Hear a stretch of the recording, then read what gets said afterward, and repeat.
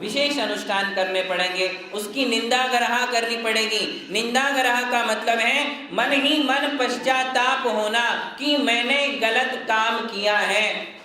Abortion यदि आपके द्वारा हुआ है तो आपके लिए जब तक उसका प्रायश्चित नहीं मिलता है तब तक मन ही मन आपको रोना आना चाहिए, आपके मन से आंसू बहने चाहिए कि मैंने गलत काम किया, मेरे द्वारा बहुत बड़ा पाप हुआ है। इसे कहते हैं निंदा ग्रह। क्या? मन ही मन सोचना, मन ही मन इस बात का पश्चाताप करते रहना कि मेरे द्वारा एक बड़ा पाप हुआ है। और जब हमारे लिए गुरुओं की सन्निधि मिलती है तो उनके पास जाकर भक्ति पूर्वक, विनय पूर्वक नमस्कार करके अपने पापों का बखान करना चाहिए कि जो मुझे नहीं करना चाहिए था वो ये काम मेरे द्वारा हुआ है, आप मुझे प्रायश्चित देकर के कृतार्थ कीजिए, मेरे उस कर्म को आप मिथ्या सिद्ध कीजिए, मेरे उस कर्म को आप दूर कीजिए और मेरी शुद्धि कीजिए। ऐसा यदि आप पश्चाताप करके गुरुओं से प्रायश्चित लेते हो तो आपके वे सारे कर्म जो बंधे थे वे बिना फल दिए चले जाएंगे। कल बताया था कि पाप कर्म की कड़वाहट कितने प्रकार की है? नीम, कंजीर, विष। और जो कर्म आपने विष रूप से बांधा है, यदि आपने बहुत श्रद्धा और भक्ति के साथ भगवान की आराधना की है, भगवान के विधान किए हैं, भगवान के पंचकल्याणक किए हैं, आपने मन भर के दान दिया है, दान देने से भी क्या होता है? दान देने से भी हमारे पाप कर्म क्षीण हो जाते हैं। यदि इस प्रकार की बहुत ही भक्ति पूर्वक आराधना की है और विशेष पापों की आलोचना की है, प्रायश्चित लिया है, तो विष जैसा जो कर्म बंधा था वो कैसा हो जाएगा? कांजीर जैसा। और कांजीर जैसा होगा तो क्या हो जाएगा? नीम जैसा। और नीम जैसा होगा तो वो क्या हो जाएगा? शून्य हो जाएगा। वो पाप कर्म बिना कड़वा फल दिए आपकी आत्मा से दूर हो जाएगा। ध्यान रखिए, ये जैनों का कर्म सिद्धांत है। जैन शास्त्रों में इसके लिए कहते हैं अपकर्षण। क्या कहते हैं? अपकर्षण। कर्मों की स्थिति और अनुभाग को घटा देना, कर्मों की कड़वाहट को घटा देना। यही बात आज मैं आपके लिए समझा रहा हूं कि एकमात्र जैन दर्शन है जो इस बात को कहता है कि हम हमारे किए हुए कर्मों को बिना फल दिए भी अपनी आत्मा से अलग कर सकते हैं। किंतु उसमें किसकी पहली आवश्यकता क्या है? सच्चे मन की। किसकी आवश्यकता है? ऐसा छल और कपट नहीं कि चलो यदि ये उपाय है तो महाराज के पास जाओ, ले लो, महाराज मेरे द्वारा ये हुआ है और मेरे को प्रायश्चित दे दो। इसका मतलब है कि आप अभी सच्चे मन से नहीं, आपको रोना आना चाहिए, आपके मन में पश्चाताप के आंसू बहना चाहिए कि मैंने गलत काम किया है और ऐसी गलती मैं पुनः कभी नहीं करूंगा। ऐसा आपका यदि मन है और फिर तुम गुरु के पास जाकर प्रायश्चित लेते हो तो फिर तो तुम्हारी शुद्धि संभव है। किंतु आपने यदि ये उपाय खोज लिया है कि पाप करते रहो और प्रायश्चित लेते रहो तो उससे तुम्हारी आत्मा की 3 काल में भी शुद्धि नहीं हो सकती है। उससे तो तुम्हारे पाप और बढ़ेंगे क्योंकि तुमने गुरु के चरणों में जाकर छल कपट किया है, उनके साथ धोखाधड़ी की है कि तुमने गलत बोल करके कि सिर्फ मेरी शुद्धि हो जाए, दोबारा अपन और करेंगे फिर महाराज श्री के पास जाएंगे, और करेंगे फिर महाराज श्री के पास जाएंगे। तो ऐसा कोई उपाय जैन धर्म में। महावीर भगवान की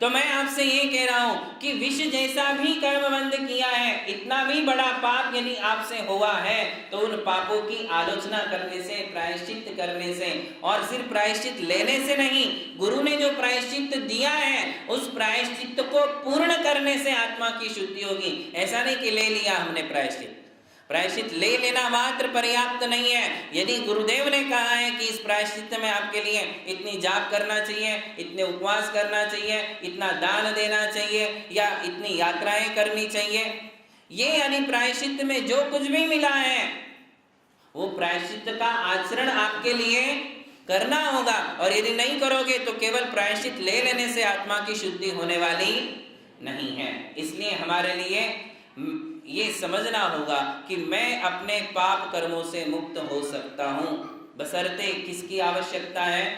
एक पश्चाताप वाले मन की और प्रायश्चित लेने की, इन दोनों की आवश्यकता है। विशेष पाप नहीं है तो बाकी जो सामान्य पाप हैं, जो गृहस्थी में होते ही रहते हैं, प्रतिदिन होते रहते हैं, जिनसे आप अपने आप को अलग नहीं कर सकते हो, जैसे गाड़ियों से घूमना क्या आप बंद कर सकते हो? वाहन का त्याग कर सकते हो? कितने जीव मरते होंगे वाहन से? एक दो मरते क्या? गृहस्थ जीवन पापों का घर है। प्रतिपल हिंसा वाला पाप आपको तो बंधता ही रहता है। उठने में, बैठने में, चलने में, सोने में, घूमने में, फिरने में कितने जीवों की हिंसा होती है? कोई काउंटिंग? अनंत जीवों की हिंसाएं आपकी चर्या में होती रहती हैं। ये सारे पाप कैसे? इनका बैलेंस किससे हो जाता है? प्रतिदिन देव दर्शन से, प्रतिदिन भगवान के अभिषेक से, प्रतिदिन भगवान की पूजा से, बहुत ही भक्ति वाले मन से और खूब दान देने से। दान और पूजा किससे? केवल दो बातें ध्यान में रखो, दान और भक्ति। भगवान की, गुरुओं की जितनी ज्यादा भक्ति करोगे और जितना दान देते रहोगे, उससे क्या होगा? प्रतिदिन गृहस्थ कर्म में होने वाले कर्मों की निर्जरा होती जाएगी। वो कर्म तुम्हारे बिना फल दिए जाते रहेंगे। तो आपको ये बात समझ में आ गई होगी कि सामान्य पापों से छुटकारा भगवान की भक्ति से और दान से हो जाता है, विशेष पापों से छुटकारा प्रायश्चित से और आलोचना से हो जाता है, प्रायश्चित का आचरण करने से। किंतु क्या ऐसे भी कोई कर्म हैं जिनकी शुद्धि संभव नहीं है? ऐसे कर्म? मैंने कहा था ना, कुछ कर्म है जिनका फल भोगना ही पड़ता है। अब वो कौन से कर्म हैं? ऐसे कौन से काम हैं जिन कामों के करने से जो बंद होने वाला है, उनका फल लाख प्रायश्चित कर लो तो भी वो फल तुम्हारे लिए भोगना ही पड़ेगा? ऐसे कौन से कर्म है? तो कहते हैं वो कर्म है निधत्ति और निकाचित। कौन से कर्म है? शब्द है, कर्मों की एक जाति है, कर्मों का एक नाम है, निधत्ति और निकाचित। ये कर्म कहाँ से आए? भाई साहब, बहुत ही महत्वपूर्ण विषय, ध्यान रखिए, ये आपके काम का विषय है। कौन से कर्म का फल भोगना ही पड़ता है? निकाचित कर्म का फल भोगना ही पड़ेगा। कहां से आया ये कर्म? ये कर्म आया धर्म और धर्मात्माओं से रिलेटेड जो पाप होते हैं, धर्म स्थानों से रिलेटेड जो पाप होते हैं, वहां हमारे लिए निकाचित कर्म का बंध होता है। गृहस्थ से रिलेटेड जो पाप है, तुम्हारी गृहस्थी में जो पाप होते हैं, वो तो मंदिर में आने से, गुरु भक्ति करने से, भगवान की भक्ति करने से छूट जाएंगे। किंतु मंदिर में आने के बाद जो पाप हुआ है, उन पापों की कहीं भी शुद्धि संभव नहीं है, उनका फल भोगना ही पड़ता। और ऐसी कई पौराणिक कथाएं हम लोग देखते हैं, सुनते हैं, पढ़ते हैं, हमें पता है कि उसका फल उसने क्या भोगा। जैसे राजा श्रेणिक का उदाहरण प्रसिद्ध है कि उसने एक मुनिराज पर मरा हुआ सांप डाल दिया, मुनिराज के ऊपर उत्सर्ग किया। अब ये मुनियों के निमित्त से बंधा हुआ पाप है, तो कौन सा हो गया? ये निकाचित कर्म। कौन सा हो गया? और मुनि के ऊपर उत्सर्ग करने से तत्काल राजा श्रेणिक को कौन सी आयु का बंध हुआ? नरक आयु का। अब वो नरक आयु का बंध निकाचित था, उसको नरक में जाना ही पड़ेगा और गया। मैं यही बात बता रहा हूं कि धर्म से रिलेटेड जो पाप है वो तो आग है, और वो आग जला करके खाक कर देती है। हमारे लिए उससे बचना बहुत ही आवश्यक है। हमारे मन को, हमारे वचन को, हमारे शरीर को हमारे लिए ऐसी जगह कंट्रोल में रखना चाहिए, संयम में रखना चाहिए कि कोई ऐसा पाप नहीं हो जाए जो धर्म से संबंध रखता है। ऐसे कौन कौन से पाप हैं जो हमारे लिए बंधते हैं और फल देते हैं? तो कहते हैं कि मंदिर से रिलेटेड पाप, मंदिर में आकर के यदि हम गाली गलौज करें, मंदिर में आकर के हम किसी से झगड़ा करें, मंदिर में आकर के यदि हम किसी से मारपीट वाला काम करते हैं, तो कौन सा कर्म बंधेगा? वहां निकाचित। दुकान में तुमने मारपीट की है, गाली गलौज की है, तो एक बार वो वहां मंदिर में आकर के हम उसकी धुलाई कर सकते हैं। किसकी? पापों की। मंदिर में आकर वहां के पापों की धुलाई कर सकते, किंतु मंदिर में किसी की धुलाई करोगे तो फिर उससे जो पाप बंधेगा, उस पाप का फल भोगना ही पड़ेगा। और कौन कौन से कार्य देखिए, मैं आपको बताते जाता हूँ कि निकाचित कर्म कैसे बंधते हैं। यदि हमने बोली है और बोली का पैसा नहीं दिया तो कौन सा कर्म बंधेगा? कई लोग बोलियां लेने का बड़ा शौक रखते हैं। बोले हमारे गांव में तो 21 लाख, 41 लाख, 51 लाख, 1-1 करोड़ तक बोली जाती महाराज। हम बोले देते कितने हो? देते कितने वापिस देते कितने हो? बोली तो बहुत बड़ी बोल लेते। बोले नहीं, हमारे यहाँ तो रिवाज है 20% दे दो, फ्री हो जाओ। क्या काम की वो बोली? झूठी इज्जत, झूठा सम्मान पाने के लिए हम बोलियां बोले। ऐसा क्या काम का है? जो बोला है वो दे देना चाहिए विदिन 1 मंथ। कितने में दे देना चाहिए? यदि बड़ी राशि है तो बात अलग है, किंतु ऐसी राशि है जो हम दे सकते हैं, 1 महीने के अंदर अंदर बोला हुआ दान हमारे लिए दे देना चाहिए। जो लोग बोली बोलते हैं, मैं आपको इसकी एक जीती जागती घटना बताऊंगा। एक नेफेंसी रोड पर है सेठ जी, वो रहते थे और उनको बोलियां बोलने का बड़ा शौक। जहां जाए वहां बोली, जहां जाए वहां बोली, जहां जाए वहां बोली बोलते ही थे और कभी कहीं का पैसा नहीं चुकाते थे। पार्टी पूरी गड़बड़ा गई और जीरो में आ गई। जो अरबों में खेलते थे वो जीरो में आ गए। इसी जन्म की बात है, इसी जीवन की बात है। इसलिए ऐसा कोई झूठा सम्मान, झूठी प्रशंसा के लिए बोलिया कभी नहीं बोलना। उतने ही पांव पसारो जितनी बिछोना जितना है, उतने ही पांव पसारना चाहिए। हमारी जितनी हैसियत है उतनी बोली बोलो, जितना हम दे सकते हैं उतना बोलो, जो महीने भर के अंदर हम चुका सकते हैं उतना ही हमारे लिए बोलना चाहिए। वरना हमारे लिए कौन सा कर्म बंद होता है? निकाचित कर्म का बंद होता है। फिर कहते हैं कि बोली का पैसा जो आया है आपने तो दे दिया, आप छूट गए, बोली है अब आपको दे देना चाहिए। ये कभी नहीं सोचना कि मैंने बोली ली है किंतु मुझे डाउट है कि वो वहां लगेगा या नहीं लगेगा। अरे बोली बोल दी, अब वो विकल्प छोड़ दो, अब वो तुम्हारा विकल्प नहीं है। तुमने जिस काम के लिए बोला है उस काम के लिए तुमने पैसा दे दिया है, तुम्हारे पल्ले में सारा का सारा पुण्य आ गया। अब ये किसके माथे जाएगा? जिसने वो बोली का पैसा लिया है, जिस संस्था के पास आपने पैसा भेजा है, उस संस्था में यदि पैसा जो इकट्ठा होता है दानवीर लोगों का, लोगों के द्वारा आए हुए दान का पैसा जो संस्था में इकट्ठा हुआ है, चाहे वो मंदिर वाली संस्था हो, चाहे तीर्थों की संस्था हो, चाहे वो कोई भी कमेटी हो, वहां यदि हमने वो पैसा पहुंचा दिया तो आप तो बरी हो गए, आपने तो सारा पुण्य कमा लिया। सिर्फ एक बात है कि उसमें आपने विकल्प नहीं करना। बोली बोल दी, बोली के पैसे दे दिए, लगे कि नहीं, कुछ लगा कि नहीं। यदि ये सोचते जाओगे, जितना सोचोगे उतना दान का फल घटता जाएगा। इसलिए इस विषय में सोचना ही नहीं कि वहां क्या हो रहा। किंतु अब उनकी बात है जो लोग संस्थाओं के पैसे का मिसयूज करते हैं, चाहे वो कोई भी कमेटी हो, चाहे वो कोई भी संस्था हो, यदि वो धर्म संस्था है और लोगों के आए हुए पैसे का मिसयूज करते हैं तो कौन से कर्म का बंद होगा उनको? और खतरनाक कर्म बंधेगा। आप रेण सारजी में पढ़ोगे तो आप चौंक जाओगे कि क्या क्या लिखा है। बोले वो तणुकुट्टी, यानी उसके लिए पूरे शरीर में कुष्ठ रोग फैल जाएगा, हैंडीकैप्ड बन जाएगा, मृत्यु अच्छी नहीं होगी, आदि अनेक बातें रेण सारजी में लिखी हुई है। जो जीर्णोद्धार का, प्रतिष्ठा का, विधान का, मंदिर का पैसा लेकर के उसका मिसयूज करते हैं और जो लोग बोली बोल कर के पैसा नहीं देते हैं, दोनों के लिए रेण सार ग्रंथ में बातें लिखी हुई है। कौन सा कर्म है वो? निकाची। क्यों आया ये? क्योंकि हमने जो पैसा बोल करके नहीं दिया उस कारण से, या फिर जिन्होंने वो पैसा लिया और अपने घर के लिए उसका यूज किया है, यदि वो अपने निजी कार्यों के लिए उन पैसों का उपयोग करते हैं तो उनके लिए कौन सा कर्म बंधा?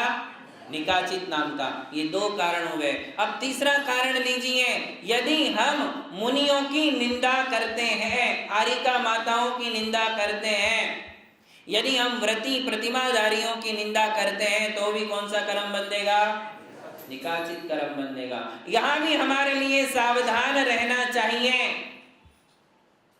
हम बैठे हैं और हमारे लिए काम कोई नहीं है, 4 लोग बैठ जाते गप्पा मारने के लिए, अब करें तो क्या करें?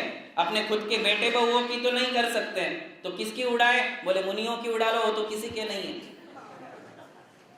और हम साधुओं की निंदा करने लग जाते हैं। ध्यान रखना, साधु की भी निंदा निकाचित कर्म का बंध करवाती हैं। उस जन्म में भी वो सड़ा देती हैं और अगले जन्म में भी वो कड़वा फल देती हैं। इसलिए कभी मुनि की निंदा नहीं करना चाहिए। कई एग्जाम्पल इसके हैं, आपने देखे हैं।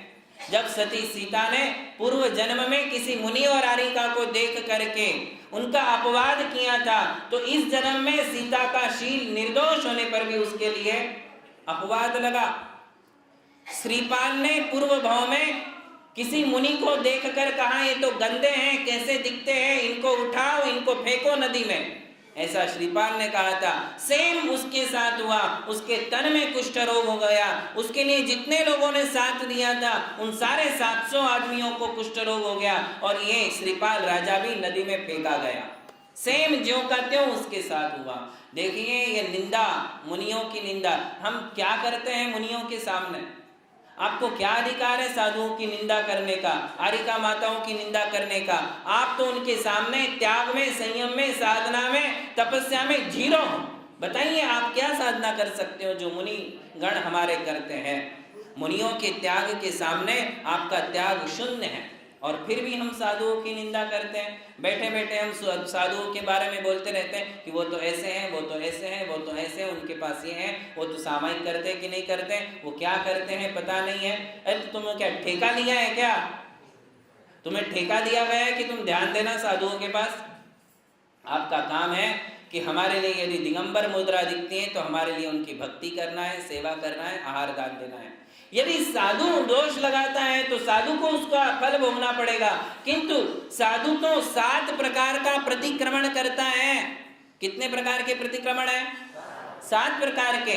इरियापत प्रतिक्रमण, दैवसिक प्रतिक्रमण, रात्रिक प्रतिक्रमण, पाक्षिक प्रतिक्रमण, चातुर्मासिक प्रतिक्रमण, वार्षिक प्रतिक्रमण और उसके बाद जो है संवत्सरिक प्रतिक्रमण और औत्तमार्थिक प्रतिक्रमण। ऐसे 7 प्रकार के प्रतिक्रमणों से साधु तो अपने किए हुए दोषों को धो देता है। किंतु तुम्हारी जिह्वा ने जो साधुओं के बारे में बोला है और उससे जो पाप बंधा है वो प्रायश्चित्त से शुद्ध होने वाला नहीं है। उस पाप का फल भोगना ही पड़ेगा, ऐसा नियम है। इसलिए हमारे लिए साधुओं की निंदा कभी नियम लेकर के रखना चाहिए। एक बार रात्रि भोजन छोड़ा या नहीं छोड़ा, एक बार आलू प्याज छोड़ा या नहीं छोड़ा, उसके पहले यदि कुछ छोड़ना है तो क्या छोड़ना?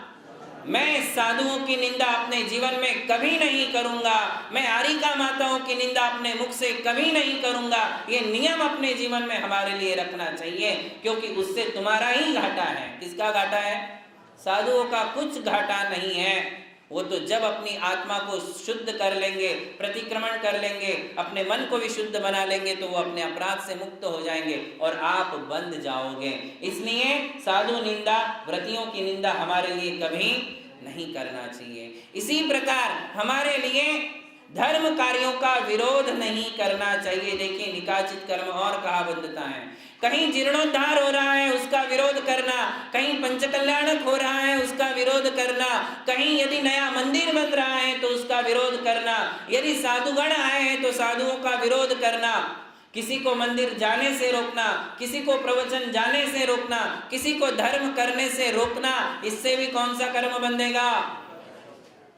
निकाचित कर्म का बंध होता है। ये काम भी हमारे लिए कभी नहीं करना। हमसे होता है उतना धर्म करें, किंतु यदि कोई दान देता है, यदि कोई नया मंदिर बनवाता है तो तुम्हारे लिए विरोध करने की क्या आवश्यकता है? तुम्हारी आंटी से दाम जा रहे क्या? आंटी यानी आंटी नहीं, आंटी का मतलब आपके खिसे से, आपके खिसे से कुछ जा रहा है क्या? आपको नहीं देना मत दो, किंतु जो दान दे रहे हैं उनका विरोध करके, उनकी निंदा करके क्या मिलने वाला है? मंदिर बनता है शिखर जी में, मंदिर बनता है राजस्थान में, मंदिर बनते हैं कर्नाटक में, और तुम यहाँ बैठे बैठे फालतू का पाप बंद करते हो कि क्या जरूरत है, क्यों मंदिर बना रहे हैं, इतने मंदिर तो ऑलरेडी हैं, क्यों नए नए मंदिर बनाते हैं? इससे तुमने क्या किया? बैठे बैठे महान पाप कर्म का बंद किया, तुमने निकाचित कर्म का बंद कर लिया। इसलिए ऐसा विरोध हमारे लिए कभी, धर्म से रिलेटेड जो भी पाप है वो निकाचित है और वो उसका फल तुम्हारे लिए भोगना ही पड़ेगा। वो प्रायश्चित्त से शुद्ध होने वाले पाप नहीं है। इसलिए तो मैं कह रहा हूं कि ये अनेकांत हमारे लिए ध्यान में रखना है। तीर्थ वंदना के लिए जाते हो, तीर्थों पर या मंदिरों में कभी हमारे लिए ब्रह्मचर्य का भंग नहीं करना चाहिए। समय शिखर की यात्रा को निकले हो, समय शिखर जी में जाकर, मांगी तुंगी जी में जाकर, श्रवण बेलगोला में जाकर तीर्थ वंदना का पवित्र उद्देश्य लेकर के गए हो, तीर्थों पर जाकर के हमारे लिए ब्रह्मचर्य का भंग कभी नहीं करना चाहिए। मंदिरों में, तीर्थों में जाकर यदि हम अपने ब्रह्मचर्य का भंग करते हैं तो कौन से कर्म का बंध होगा? तीर्थ यात्रा को निकलते हो, घर से निकलो, ब्रह्मचर्य व्रत लेकर के जाओ, आने तक ब्रह्मचर्य का पालन करो। एटलीस्ट तीर्थ के ऊपर जाकर के हमारे लिए ब्रह्मचर्य का भंग नहीं करना चाहिए। ऐसा करने से भी कौन सा कर्म बनता है?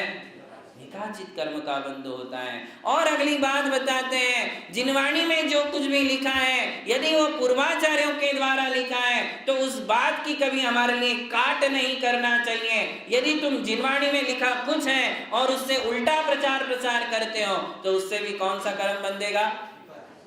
जैसे जिनवाणी कहती है कि पंचम काल के अंत तक मुनि रहेंगे, पंचम काल के अंत तक धर्म रहेगा। यदि ये शास्त्र में लिखा है तो वो मेरे लिए शिला के ऊपर उकेरी हुई लकीर के समान है, वो मेरे लिए मान्य है। यदि उसमें लिखा है फिर भी ये कहना कि पंचम काल में तो मुनि होते ही नहीं। आज एक ऐसा बहुत बड़ा समुदाय है जो मानता नहीं है कि पंचम काल में भी साधु होते हैं, वो नहीं मानते हैं और उसका जिनवाणी से गलत सलत प्रचार प्रसार करने में अपनी पूरी जिंदगी निकाल देते हैं। यदि जिनवाणी में लिखा है कि अभिषेक ऐसा ही होता है, जिनवाणी में लिखा है कि पूजन ऐसे ही इन द्रव्यों से की जाती है, तो फिर हमारे लिए उसमें किसी प्रकार की शंका कुशंका करने के लिए स्थान नहीं है। जब जिनवाणी में है, ये दर्पण है और हमारे सामने है, 11वीं 12वीं शताब्दी का लिखा हुआ है, 5वीं शताब्दी का लिखा हुआ है, उसमें है कि ऐसे ऐसे द्रव्य से पूजा करो, ऐसे ऐसे द्रव्यों से अभिषेक करो। जब लिखा है तो तुम्हें लिए मानने में क्या तकलीफ है?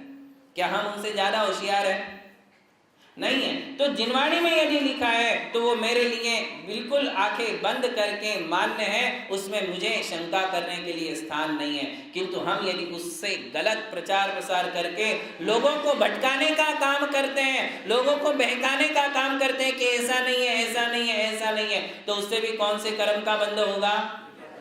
निकाचित कर्म का बंध होगा। जिनवाणी से विरुद्ध प्रचार प्रसार हमारे लिए नहीं करना चाहिए। ये एक बात है। ऐसी कई बातें हैं कि हमारे लिए धर्म, देखिए कौन कौन सी बातें। एक है देव, शास्त्र, गुरु, भगवान के मंदिर, भगवान की मूर्ति, हमारे गुरु, जिनवाणी, तीर्थ क्षेत्र, सिद्ध क्षेत्र, अतिशय क्षेत्र, इनसे रिलेटेड कोई भी पाप कर्म यदि हम बांधते हैं तो वो कौन सा कर्म होता है?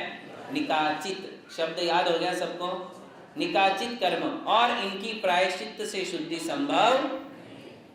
अंजनाने जो है अपनी सौत के साथ ईर्ष्या भाव रखकर पूर्व जन्म में अपनी सौत, उसकी जो सौत थी, उसकी जो जेठानी या सौत थी, वो प्रतिदिन जो है भगवान का अभिषेक पूजन करती थी। तो इसको मन में जेलस होती थी कि ऐसा क्यों करती हैं। कई देवरानी जेठानियों को अपनी देवरानी जेठानी से ईर्ष्या होती है, क्योंकि वो रोज मंदिर जाती हैं। तुम मंदिर जाओ, खुद को मंदिर जाना नहीं। अब वो रोज मंदिर जाती है तो उसकी पहचान बनने ही वाली है समाज में।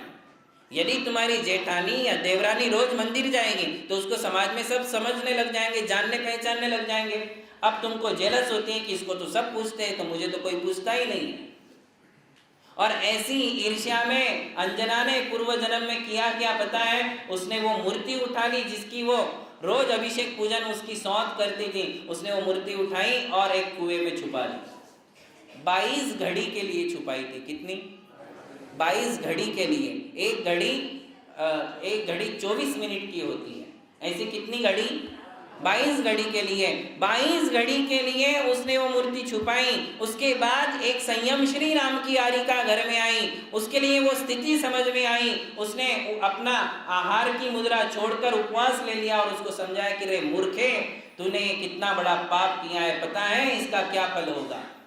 जब आरिका के समझाए जाने पर उसको समझ आई तो वो गई और कुएं में से मूर्ति निकालकर यथास्थान उसने विराजमान की। आरिका माता के पास रोने के बाद भी और प्रायश्चित करने के बाद भी उसको अंजना के भव में 22 साल तक पति का वियोग सहना पड़ा। पति के घर थी, किंतु पति ने 22 साल उसका मुंह नहीं देखा। देखिए ये कर्म का फल कैसा होता है, कहां से कैसा कर्म फल आएगा हमारे लिए पता।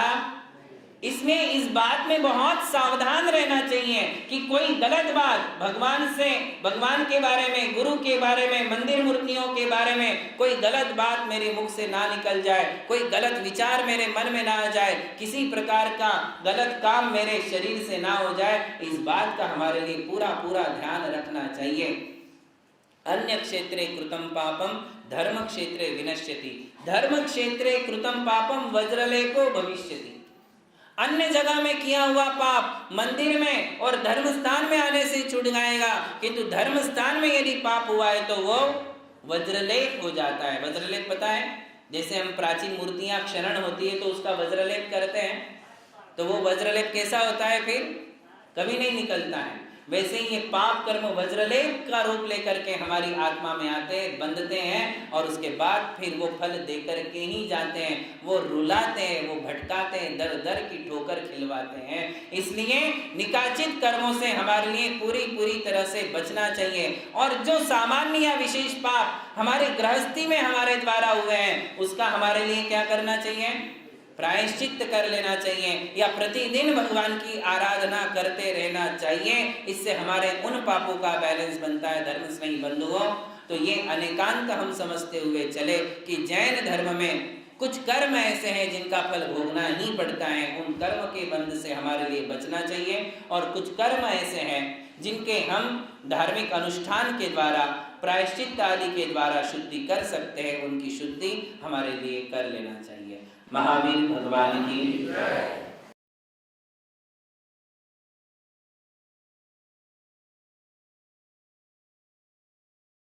ABCD ऑफ जैनिज्म में हमारे 3 लेसन पूर्ण हुए हैं। पहले लेसन में हमने नमोकार महामंत्र का अर्थ सीखा था। दूसरे लेसन में देव दर्शन विधि हमने सीखी थी कि भगवान के दर्शन कैसे करना चाहिए। तीसरे लेसन में पुण्य और पाप का फल आपके लिए सिखाया गया था कि कैसे कर्म आते हैं, कैसे कर्म बंधते हैं और वे अपना फल कैसे देते हैं, कड़वे और मीठे फल कैसे होते हैं, कौन से कर्मों का फल भोगना ही पड़ता है, आदि आदि बातों की चर्चा हमने पुण्य और पाप का विपाक या पुण्य और पाप का फल इस लेसन में की थी। आज हम नया विषय प्रारंभ करते हैं। विषय बहुत ही सिंपल है, सरल है, लगभग कई लोग जानते होंगे, किंतु मैं उन लोगों के लिए ये विषय प्रारंभ कर रहा हूँ जिनके लिए इसकी पूर्ण जानकारी नहीं है। और वो अपना विषय है कि हमारे भगवान कैसे होते हैं, हमारे भगवान का स्वरूप क्या है। जैन दर्शन ने परमात्मा का क्या स्वरूप माना है, भगवान का शरीर कैसा होता है, भगवान की आत्मा कैसी होती है, भगवान कहाँ विराजते हैं और हमारे लिए भगवान से क्या लाभ है। सबसे मुख्य बात कौन सी है, जो हमने लास्ट में बताई कि हमें भगवान से क्या लाभ है। भाई भगवान है, ठीक है, मान लिया कि भगवान है, उनका शरीर ऐसा है, उनका ज्ञान इतना है, उनकी आत्मा इतनी पवित्र है, निष्कलंक है, आदि आदि, किंतु हमें तो लाभ होना चाहिए। बात तो वही आती है घूम फिर के कि ये बात सीखने के बाद, ये विषय सीखने के बाद हमें इससे क्या लाभ है, तो लाभ ही लाभ है। भगवान से हमारे लिए लाभ ही लाभ है, हानि किंचित मात्र भी नहीं है, तोटा 0% है और लाभ 100% है। कितना है, किंतु हम इस बात से अनजान हैं, हमें पता ही नहीं है। आप में से सबको पता नहीं है कि हमें भगवान से क्या लाभ है और हमें भगवान क्या देते हैं और हमें भगवान से क्या मिलता है। लगभग लोग ये आज जानते हैं कि जैनों के भगवान कुछ नहीं देते हैं, वो तो वीतराग है कि नहीं। यही बात आपने आज तक सुनी है, समझी है, अध्ययन किया है कि जैनों के भगवान तो वीतरागी है, वो देते थोड़ी ना है। और भाई जब देते ही नहीं तो हम मंदिर जाते किस लिए हैं? जहां से हमारे लिए कोई लाभ नहीं है वहां हम जाते किस लिए हैं? ये एक मिथ्या मान्यता हमारी समाज में है कि हमारे भगवान देते नहीं है। ये बात निश्चित है कि हमारे भगवान करता नहीं है, हमारे भगवान धरता नहीं है, हमारे भगवान हरता नहीं है, किंतु हमारे भगवान दाता है। ये कंसेप्ट आज हमारे लिए क्लियर करना है, किंतु उस कंसेप्ट तक पहुंचने के पहले हमें भगवान का स्वरूप समझ लेना बहुत जरूरी है। और फिर इस विषय के अंत का जो बिंदु होगा वो यही होगा कि क्या हमारे भगवान देते हैं, और यदि देते हैं तो सबके पास सब कुछ क्यों नहीं है, या फिर क्या लेने की कोई प्रोसीजर होती है। ये बात हम आपके लिए अंत में बताएंगे, किंतु सबसे पहले हम समझेंगे कि हमारे भगवान कैसे हैं। तो बात समझ लीजिए कि नमोकार मंत्र के पहले जो दो पद हैं, कौन से? नमो अरिहंताणम और नमो सिद्धाणम, ये दो पद भगवान के हैं। इन दोनों को हम भगवान मानते हैं, अरिहंत भगवान और सिद्ध भगवान। और अंत के जो तीन पद हैं, शेष पद, नमो आईरियाणम, नमो उवज्झायाणम और नमो लोए सौवसाहुणम, ये तीन पद गुरुओं के हैं। किसके हैं? गुरुओं के। पहले दो पद भगवान के और अंत के तीन पद गुरुओं के हैं। आज हमारे लिए भगवान की जानकारी लेना है। और भगवान कैसे हैं? तो कहते हैं अरिहंत भगवान है और सिद्ध भगवान है। दो दो भगवान क्यों है, एक ही क्यों नहीं है? तो इसमें भी कोई विशेषता है। अरिहंत ही बाद में सिद्ध बन जाते हैं। ऐसा नहीं कि अनंत भगवान अलग है, सिद्ध भगवान अलग है। अरिहंत अनंत ही होते हैं, सिद्ध सिद्ध ही होते हैं। जिन्हें अरिहंत बनना है वो अरिहंत बन जाए, जिनको सिद्ध बनना है वो सिद्ध बन जाए, ऐसा नहीं है। हर साधु, हर अरिहंत साधु पद से ही अरिहंत पद को प्राप्त होते हैं। भगवान बनने के पहले क्या बनना जरूरी है? साधु बनना बहुत जरूरी है। साधु ही अरिहंत बनते हैं और अरिहंत ही बाद में क्या बनते हैं? सिद्ध है, सुप्रीम पोस्ट है। अब इसके आगे और कोई अवस्था नहीं है।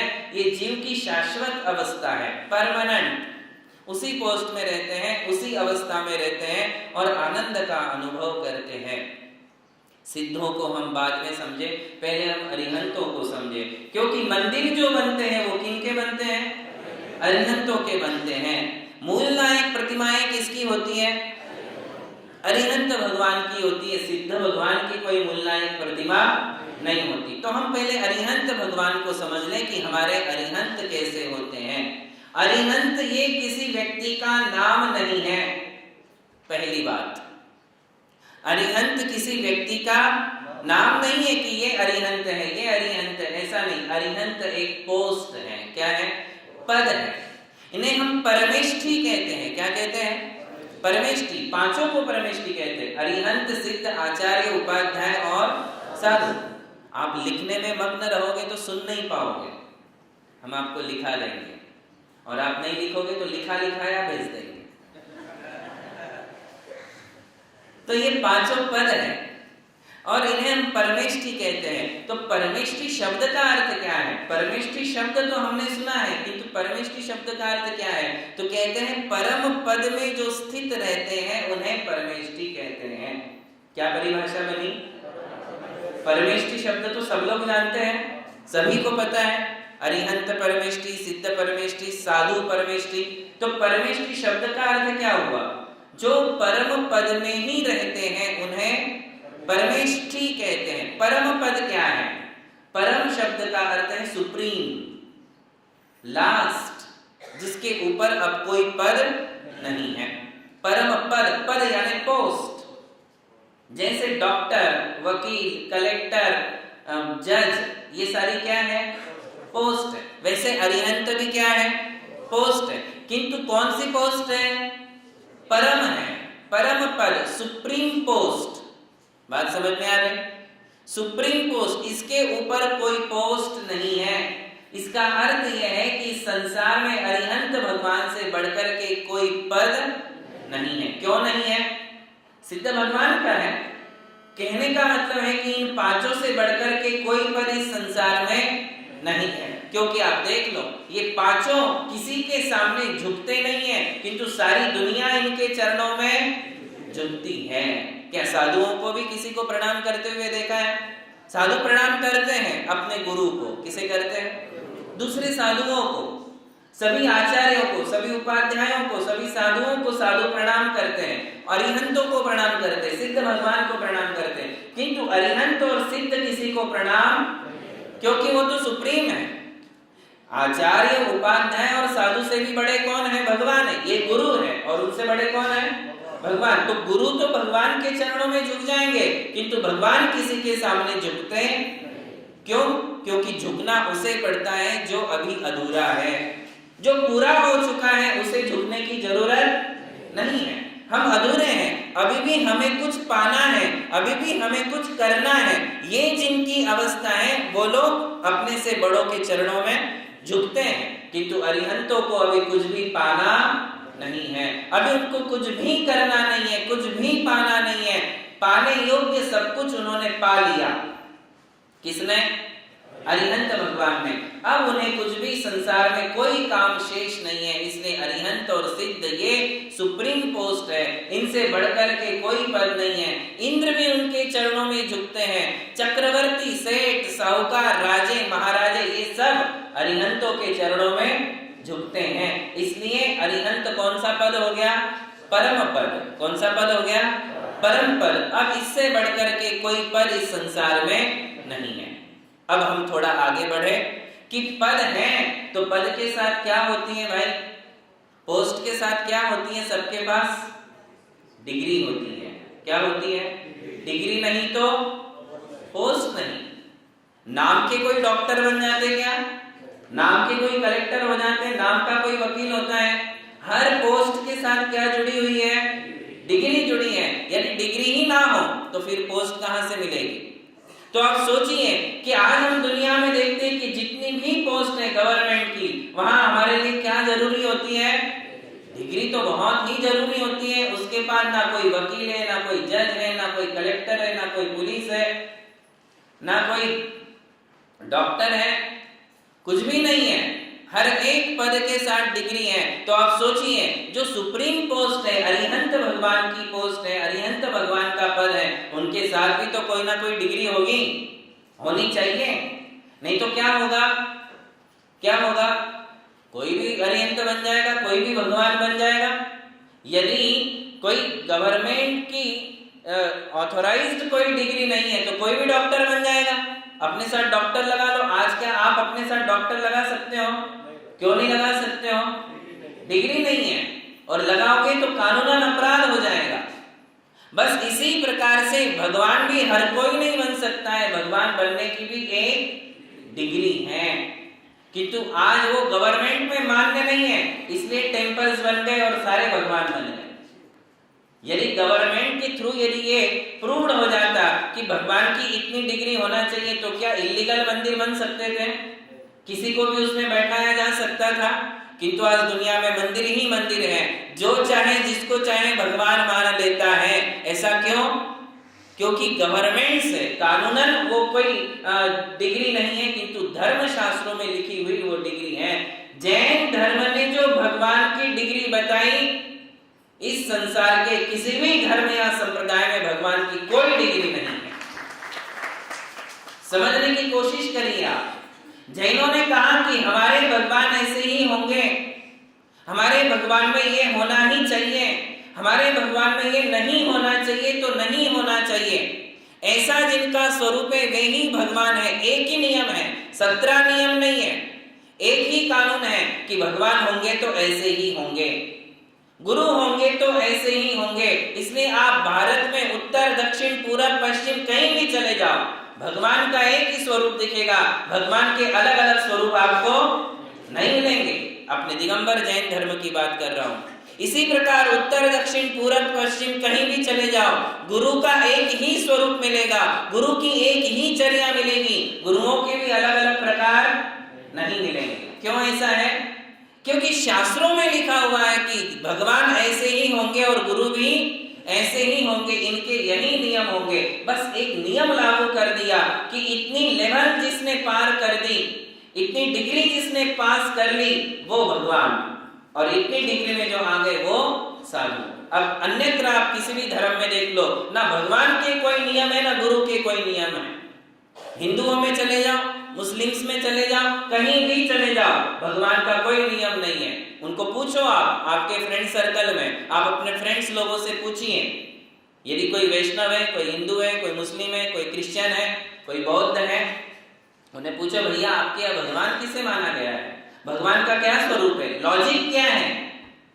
लॉजिक तो पूछो कि एक नियम क्या बनाया गया है कि इतनी डिग्री पार करने के बाद या इतने नियमावलियों का पालन करने के बाद वो भगवान, ऐसे नियमों का पालन करे वो गुरु।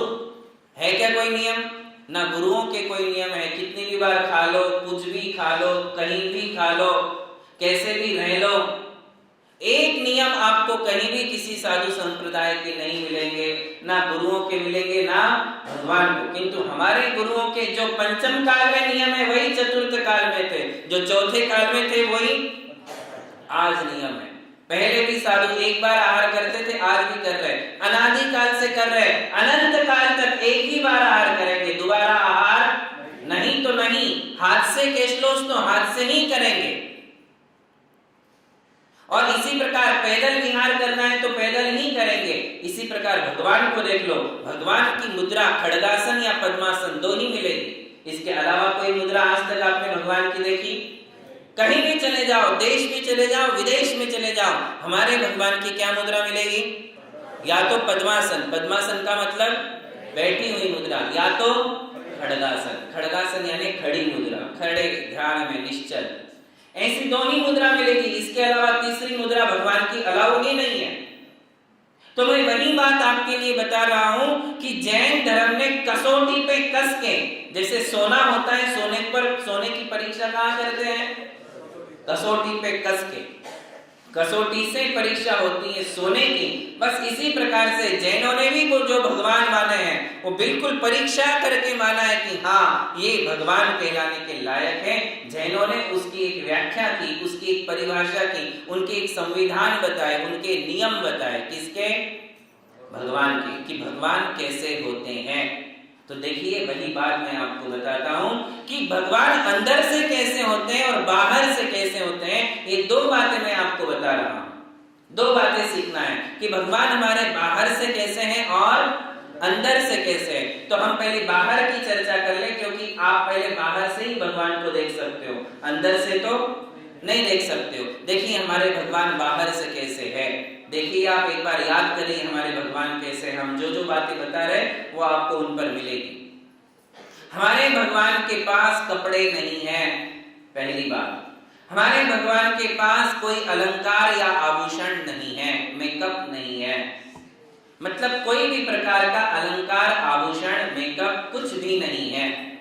ये दो चीजें। तीसरी बात, हमारे भगवान के पास वेपन्स नहीं है, अस्त्र शस्त्र नहीं है। है क्या? देख रहे हैं आप भगवान को? भगवान की मूर्ति आपके सामने है, पार्श्वनाथ भगवान दिख रहे हैं। ये तीनों चीजें हैं, क्लोथ्स नहीं, ऑर्नामेंट्स नहीं, वेपन्स नहीं।